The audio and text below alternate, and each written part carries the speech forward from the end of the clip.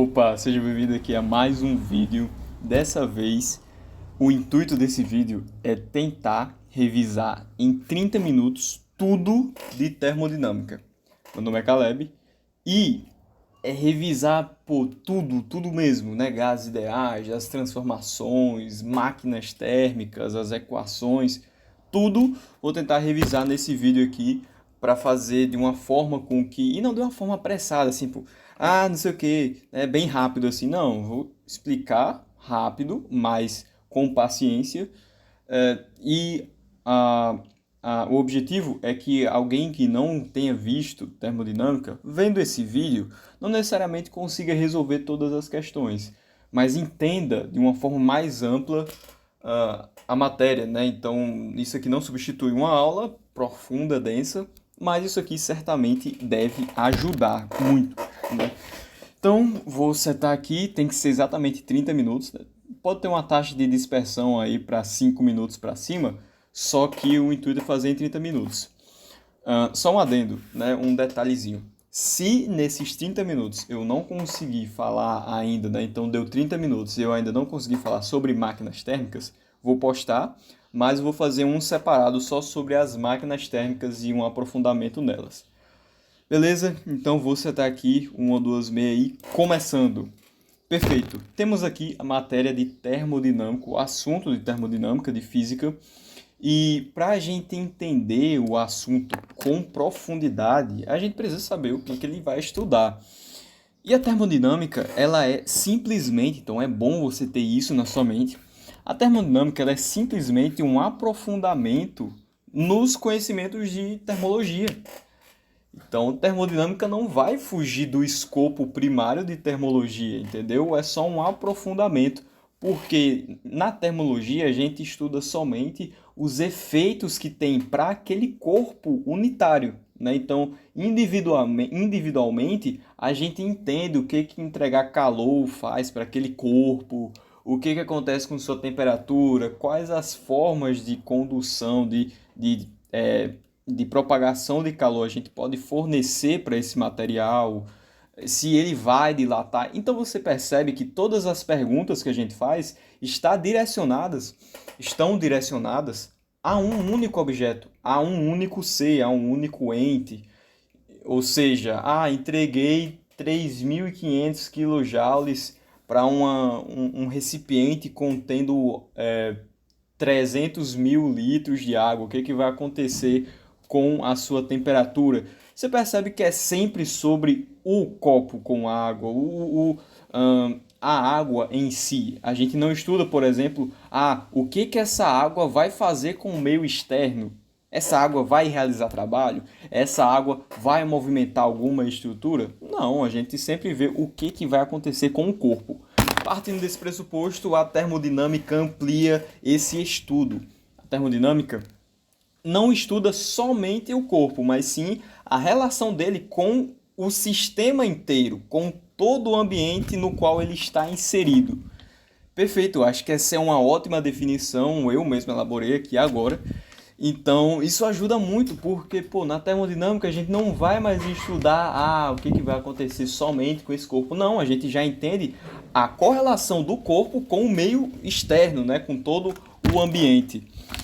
Ou seja, a gente vê a forma com que entregar calor para uma substância ou fazer modificações termológicas em certa substância, como que isso pode nos dar trabalho. Não trabalho no sentido de ser difícil, mas fornecer, gerar trabalho. O que é trabalho? É uma força vezes o deslocamento. É uma força sendo aplicada a uma certa distância. Ou seja, o estudo primário da termodinâmica está sustentado no fato de que certa substância, ao receber calor, ao variar sua temperatura, por processos já de termológicos primários, como que essa substância pode gerar trabalho. Então é por aí que a gente vai adentrar agora. E agora sim, eu vou começar a riscar a tela. Como que a gente percebe qual substância vai ser essa realizadora de trabalho? Primeiro eu quero fazer uma simples reflexão bem rápida aqui, porque não tem tanto tempo, mas bem rápida e vai dar para entender. Qual substância você acha, qual substância que eu vou colocar aqui, você acha que tem mais propensão a realizar trabalho? São as mesmas substâncias, vamos supor, é água, né? É água. Então, desconsiderando o comportamento anômalo da água, vamos pegar a água sólida. Você sabe que as moléculas da água sólida em tese, né, é para estar aqui, ó, todas mais unidas, né? Você sabe que um sólido é uma substância que tem um estado físico que possui uma forma fixa e um volume fixo. Então, mesmo que você bote esse sólido aqui em um copo e depois você coloque ele em um campo aberto, ele vai ter a mesma forma e vai ocupar o mesmo volume. E você tem agora essa mesma água, o mesmo número de mols, mesma gramatura, né? Essa mesma água, só que líquida. Então você já percebe que ela já está um pouco mais afastada, né? E você sabe que a água líquida, então aqui é o sólido e aqui é o líquido. Você sabe que a água líquida ela já possui uma forma variável. Ela depende do meio onde ela vai estar, depende do recipiente. Então a sua forma varia, mas ela não varia o seu volume, ela vai ocupar ali o mesmo volume. Mas também tem a água no estado gasoso. E como é a água no estado gasoso? Bem, ela já tem aqui suas moléculas completamente afastadas. E você sabe que a água no estado gasoso possui uma forma variável e um volume também variável. E eu lhe pergunto, qual desses estados físicos realiza trabalho? Todos eles. Todos eles, se você entrega temperatura, eles podem realizar trabalho, só você colocar alguma estrutura que se movimente. Mas qual é o mais fácil? Qual é o mais prático para se realizar trabalho? É lógico que vai ser o gás, porque o gás você bota um pouquinho de temperatura, né? Bota um pouquinho de chama ali embaixo, você entrega um pouco de calor e, pô, as moléculas dele, por não ter essa coesão tão grande, essa força intermolecular tão grande, essas moléculas vão conseguir se dispersar muito melhor, vão conseguir ocupar vão conseguir fazer um deslocamento muito mais rápido, gerando um trabalho mais eficiente. Todos aqui têm capacidade de fazer trabalho, justamente porque eles podem variar o seu volume, né? Justamente porque na termologia primária a gente vê que existe o processo de dilatação volumétrica, enfim, linear, superficial. Então, se eu pego um sólido aqui, eu vario o volume dele, é lógico que, pô, tá aqui, né? Tem uma estrutura aqui. E vou desenhar aqui. Tem uma estrutura aqui. Isso aqui é um êmbolo, né? Isso aqui é um êmbolo que está sustentado por um teto aqui. E embaixo eu tenho água no estado sólido. Fingindo que isso aqui não vai atingir um ponto de fusão da água, eu começo a esquentar isso aqui, e aí isso aqui expande, né? Isso aqui aumenta de volume. Claro que não vai expandir tanto, mas vai aumentar de volume e, consequentemente, vai conseguir empurrar um pouco esse êmbolo para cima, gerando um pouco de trabalho. Mas você concorda que se fosse um gás, eu não precisaria fazer tanto esforço assim para ele se expandir, para ele realmente realizar trabalho ali nessa estrutura. Mesma coisa para o líquido, né? Portanto, acabou o primeiro conceito. O que é o primeiro conceito?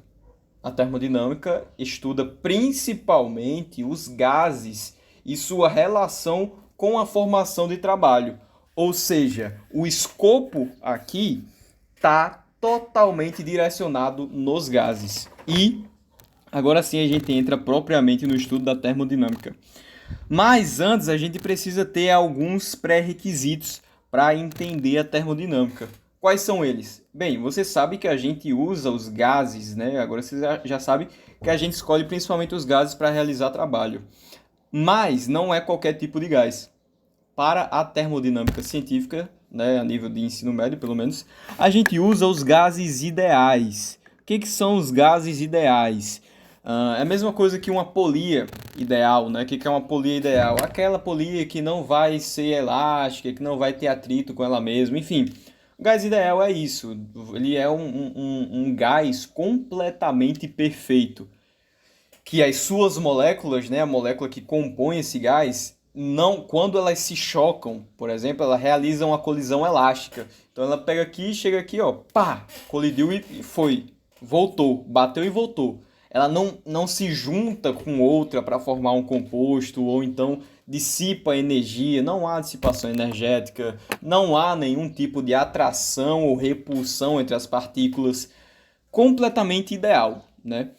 E é tudo isso que eu falei que é um gás ideal. E também todo tipo de dissipação energética feita por um gás ideal só pode ser por meio da energia térmica, ou seja, ele só pode perder ou ganhar calor. Essa é a única forma de energia térmica que você pode ter em um gás, né? De energia, perdão, que você pode ter em um gás. Não, você não vai estudar aqui a energia potencial bioquímica, sei lá, nada que não seja energia térmica você vai estudar aqui. Você só estuda os gases ideais que têm como propriedade a energia térmica, você pode entender. Que eles só vão usar a energia térmica e vão dissipar dessa forma. Perfeito, primeiro pré-requisito está aqui. Segundo pré-requisito, porque o tempo está acabando. Segundo pré-requisito aqui que a gente precisa entender é o conceito da temperatura, né? Não o conceito, mas qual a unidade da temperatura aqui. Você sabe que a temperatura é o grau de agitação das moléculas, né? Energia cinética das partículas. A temperatura aqui é medida em graus Kelvin não, em Kelvin, tá? Então, se você vir uma questão colocando lá graus Celsius, você tem que transformar para Kelvin, tá bom? Kelvin ou você pode ver lá em graus Celsius ou em graus Fahrenheit. Todos eles você tem que trazer para Kelvin, porque é o escopo primário aqui da termodinâmica. Terceiro conceito aqui que a gente precisa ter, volume. O que é um volume? O gás ideal em si, a gente não diz que o gás ideal ele tem algum volume, ou seja, as partículas ali que compõem o gás, a gente não entende elas como tendo algum volume. Porque senão ia ficar muito difícil, né? A gente ia ter que saber quantas partículas tem ali, cada uma, ter que multiplicar pelo seu volume unitário para depois considerar o volume de toda a estrutura.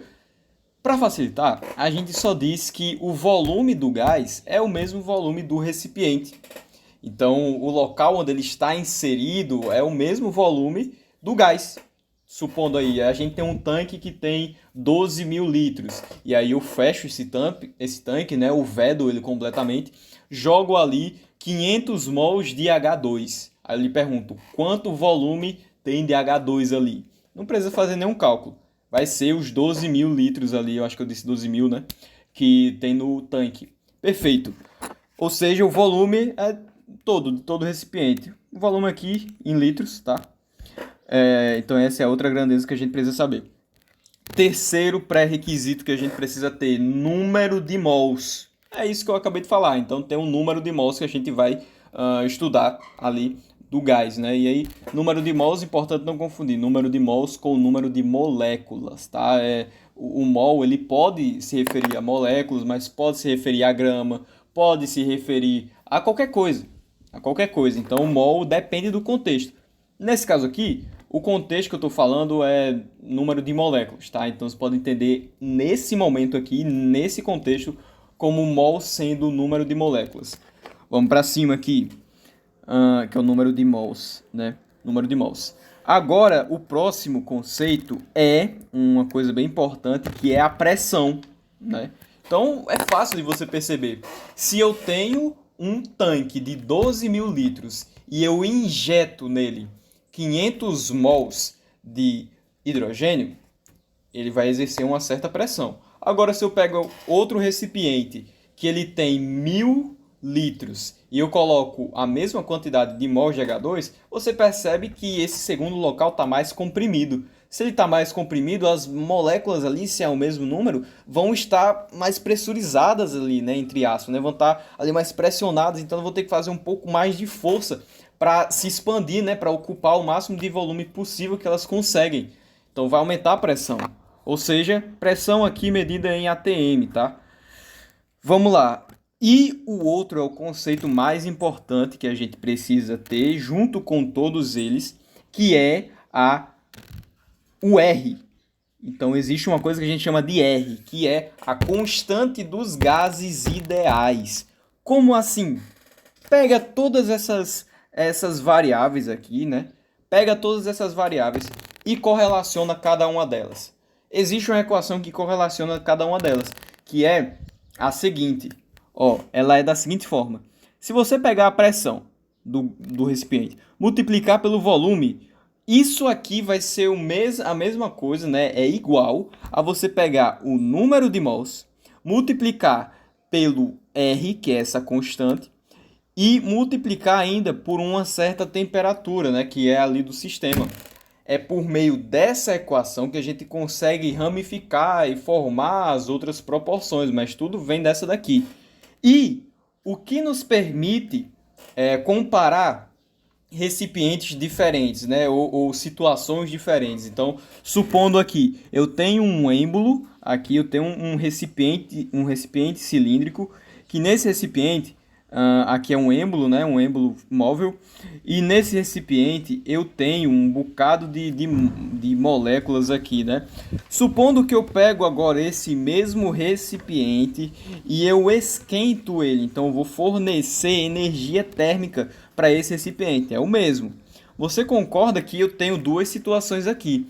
Nessas duas situações vão ter uma certa pressão, deixa eu botar aqui em outra cor, botar aqui na cor azul escuro. Então aqui o gás ele está exercendo ele vai estar exercendo uma certa pressão inicial, vou dizer que é PI. Ele vai ocupar um certo volume inicial e ele vai estar sob uma certa temperatura inicial, né? Ele tem também um certo número de mols. E na outra situação, você concorda que nessa segunda eu esquentei ele. Então, primeira coisa que eu sei que eu variei, a minha temperatura foi para uma temperatura 2. Aqui, se eu digo que esse êmbolo é móvel, você concorda que se eu estou esquentando, o que eu estou fornecendo? Estou fornecendo energia térmica.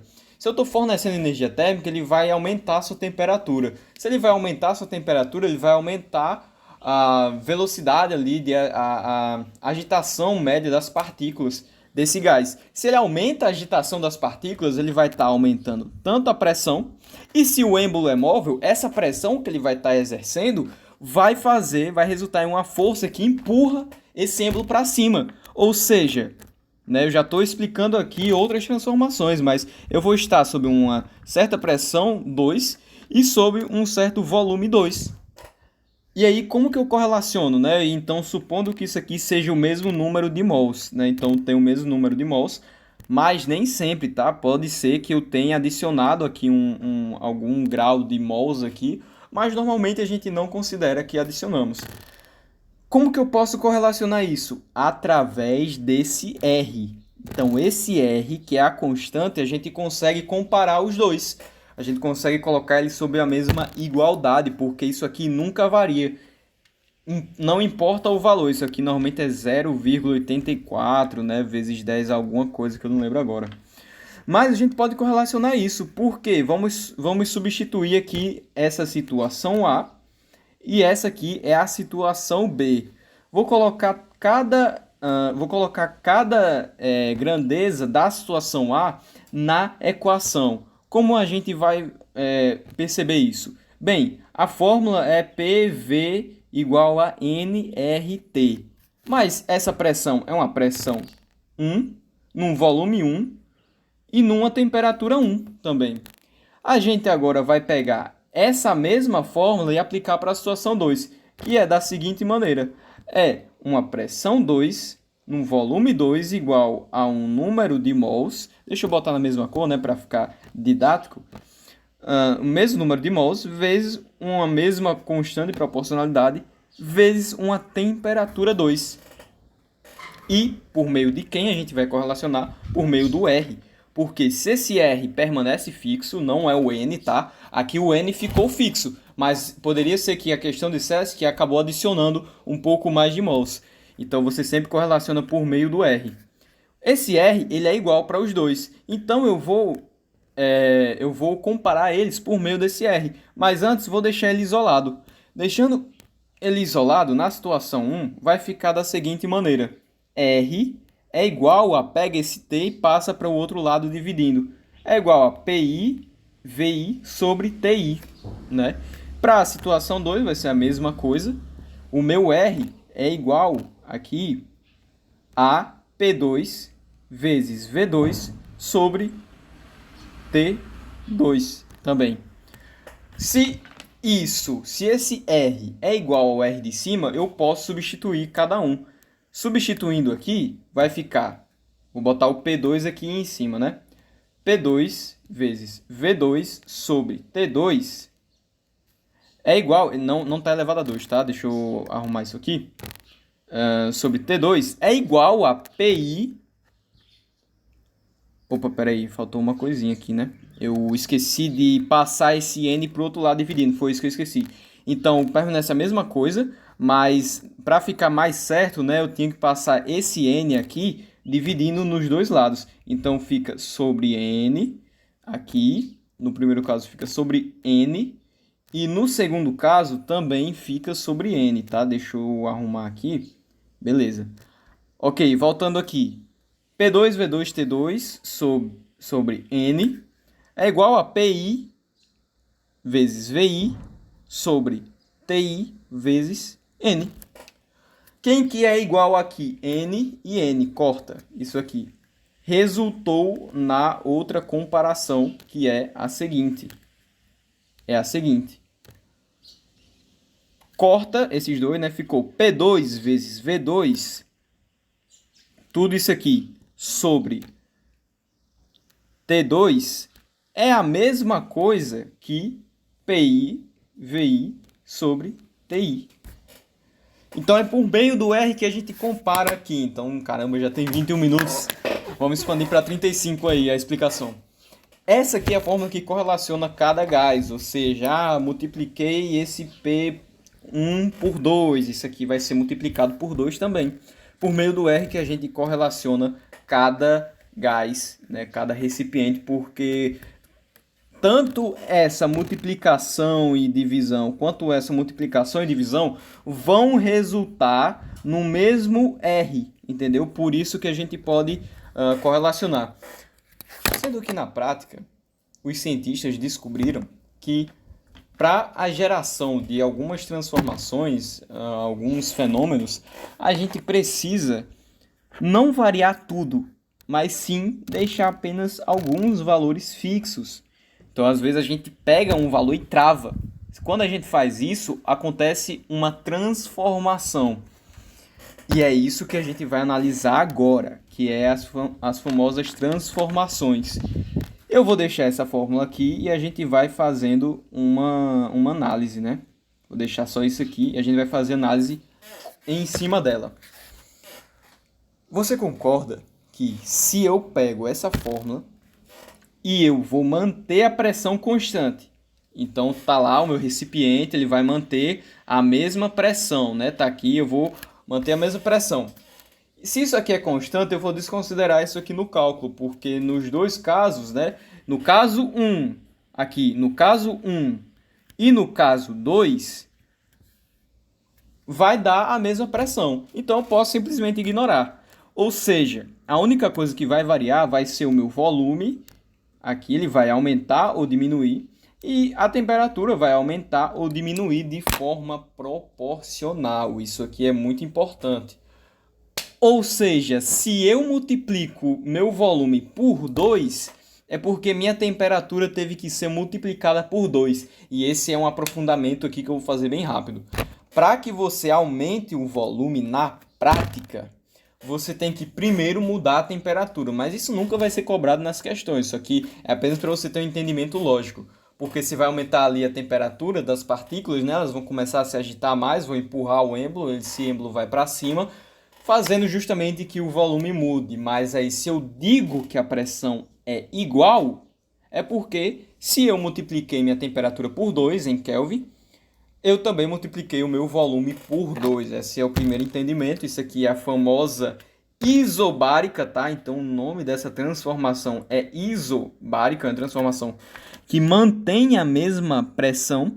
E se você quiser fazer um gráfico dessa transformação, você vai conseguir fazer perfeitamente.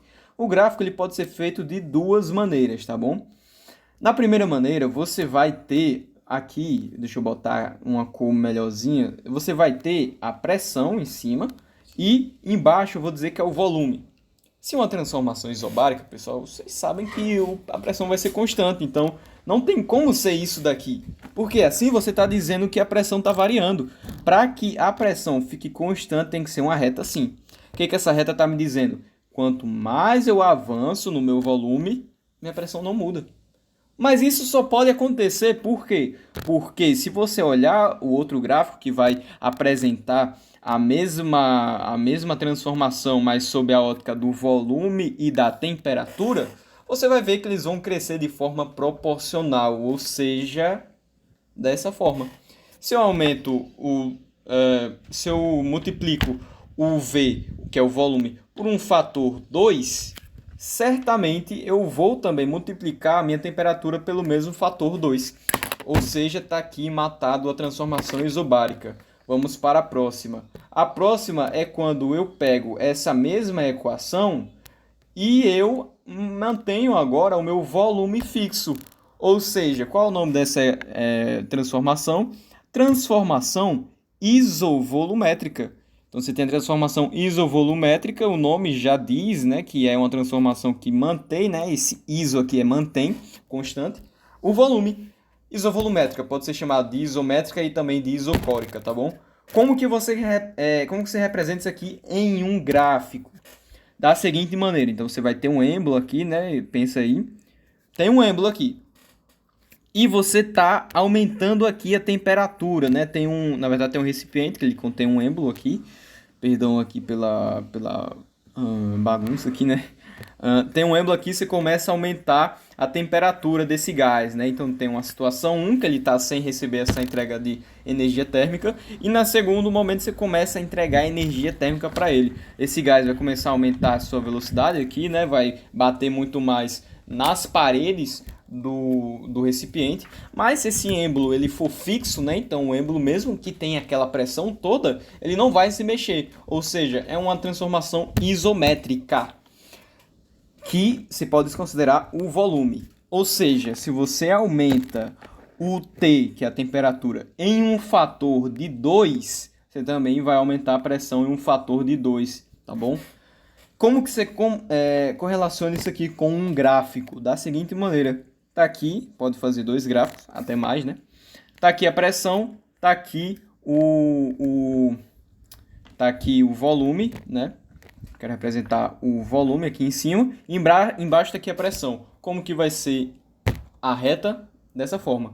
Por quê? Porque o volume é constante. Agora, se você quer representar a mesma coisa, mas com P aqui e com o T aqui embaixo, quanto maior for a temperatura, maior vai ser a pressão desse recipiente, né, que esse gás vai exercer. E a outra, bem, se eu variei a pressão, se eu mantive a pressão constante, mantive o volume constante, agora só está faltando deixar a temperatura constante. E você pode fazer isso, né? Quando você mantém a temperatura constante, o que acontece? Você vai variar o P vezes o V. Mas lembre que toda essa equação tem que resultar no mesmo R. Ou seja, para resultar no mesmo R, se você multiplica a pressão por 2, é porque o volume teve que ser dividido por 2. Se você multiplica o volume por 3, é porque a pressão foi dividida por 3 de modo inversamente proporcional. Joga isso aqui agora num gráfico. Beleza, vamos fazer o gráfico aqui. A gente é perfeitamente capaz. Que vai ficar da seguinte forma, ó. Aqui vai ser a pressão e aqui vai ser a temperatura. Embaixo, né, nessa parte aqui de baixo, eu vou colocar no eixo das abscissas o meu volume e embaixo aqui eu vou botar, sei lá, o volume, né, também. O que acontece? No primeiro caso, como é de forma inversamente proporcional, quanto maior for o meu volume, menor vai ser a minha pressão.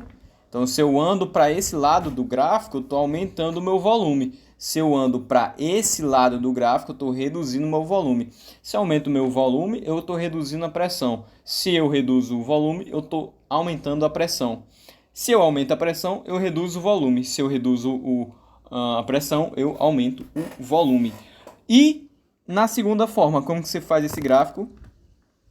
Acabou, porque a temperatura aqui vai permanecer constante, entendeu? Tenho ainda 6 minutos aqui para explicar, vamos lá. Na verdade, eu tenho que ver aqui, né? Pô, eu disse que a taxa de dispersão são 5 minutos, né? Então, tenho ainda 6 minutos aqui, vamos lá. Agora, como que isso aqui pode acontecer, né? Só para dar uma breve explicação. Supondo que aqui seja o recipiente, ele tem um êmbolo que é móvel dessa vez. Tá aqui as moléculas. E você disse que a temperatura vai permanecer constante. Então, quando você aumenta isso daqui, ó, você puxa esse êmbolo, você está aumentando o volume que esse gás vai ocupar. Se ele aumenta o volume, né, é muito mais fácil do gás se comportar ali. Ele não vai ficar colidindo tanto com a parede assim. É só você pensar. Você prefere ficar em uma sala onde você acha que tem mais pressão? Em uma sala que tem 3 metros cúbicos de volume, e aí você tá lá com 50 pessoas no mesmo espaço, ou uma sala que tem 1.000 metros cúbicos e você tá com 50 pessoas ali também. É lógico que no primeiro caso vai ter muito mais pressão ali entre vocês, por isso que gera esse fator aí de inversão proporcional. Existe ainda uma outra transformação que é a adiabática. Só que a transformação adiabática, ela precisa ser entendida primeiro sob a ótica de uma outra equação, que é a da energia interna de um gás. Mas antes eu vou definir aqui bem rápido o que é energia interna. Energia interna é o somatório de todas as energias de um corpo. Então pensa aí, você tem energia térmica, tem energia potencial gravitacional, né? Dependendo ali da sua faixa de altura. Você tem uma certa energia elétrica, né, no seu corpo. Você tem uma energia bioquímica, tudo isso aí. Se você pega tudo isso e soma, essa é a sua energia interna, entendeu? Mas em um gás, como que é isso? É a mesma coisa, é o somatório de todas as energias que esse gás ele tem. Mas se você lembrar, um gás ideal, né, para a termodinâmica, ele só vai ter energia térmica. Ou seja, a gente pode entender como sendo energia interna, que é para mim, energia interna ou é azul ou é roxo. Eu vou deixar aqui de azul, né? Não sei como é que se faz sentido para vocês.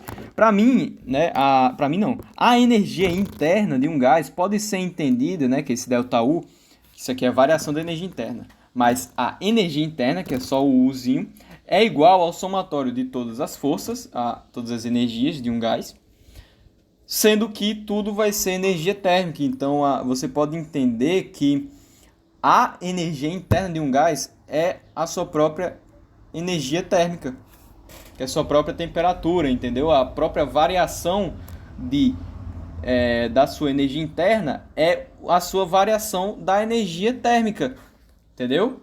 E agora precisamos distinguir calor de energia térmica.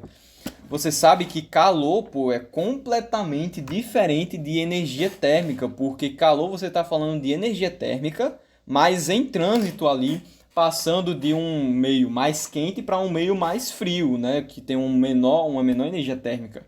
E energia térmica, puramente, você está falando do grau ali, você está falando da velocidade das partículas, né? Como que elas estão agitadas. Por isso que é diferente. Então, energia interna. Agora eu vou fazer outra relação matemática. Energia interna de um gás é diferente de calor, que é esse Qzinho. E você lembra que eu acho que eu falei de trabalho no início, né? Que é a força vezes o deslocamento. Você sabe que se eu entrego energia interna para um gás, ele vai ficar... Se eu entrego energia térmica para um gás, ele vai aumentar a sua energia interna. Porque a energia interna de um gás é a mesma coisa que sua energia térmica de um gás ideal. Se ele aumenta ali sua velocidade ali de agitação das próprias partículas, ele vai conseguir gerar trabalho nesse recipiente que ele está inserido. Tanto que existe a correlação matemática, que a variação da energia interna é igual ao calor menos, é igual ao trabalho, né, que é o W, menos o calor produzido aqui por esse recipiente aqui, entendeu? Por essa transformação. Perdão, tive que fazer uma coisa aqui.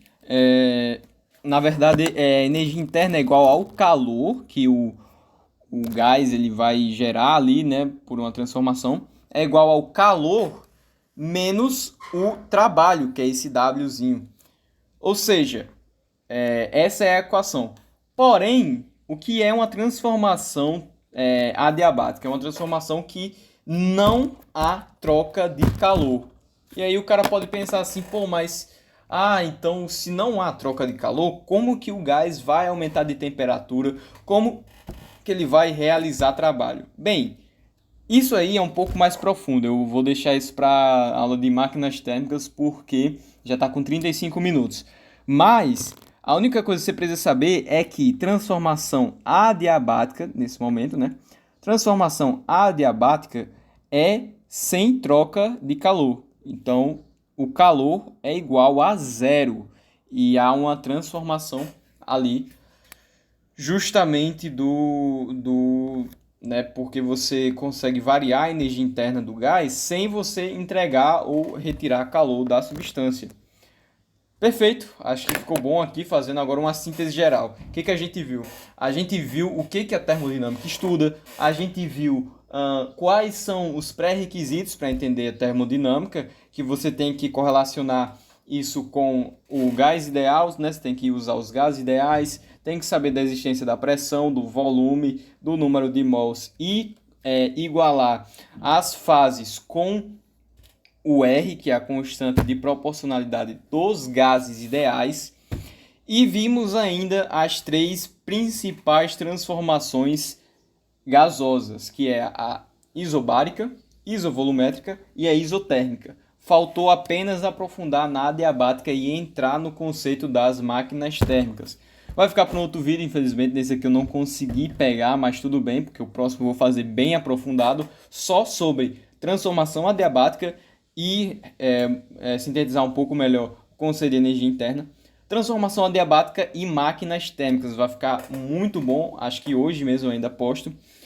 E perfeito, espero que tenha contribuído aí, lembrando que isso aqui foi mais uma síntese geral, uma revisão mesmo geral, não substitui uma aula, mas acredito que ainda assim é bem esclarecedora. Deixa o like se você viu até aqui, se inscreve no canal e vamos!